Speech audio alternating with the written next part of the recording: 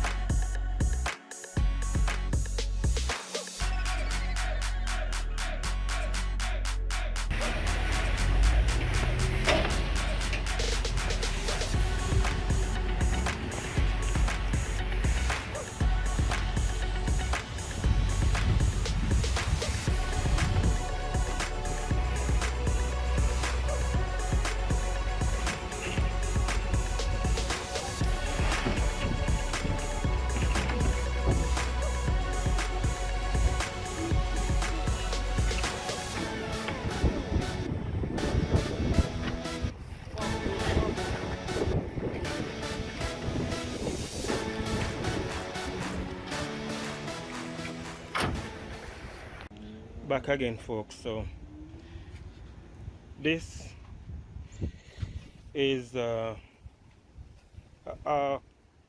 laminate hardwood, but I'm gonna cut these size from this sheet of ply.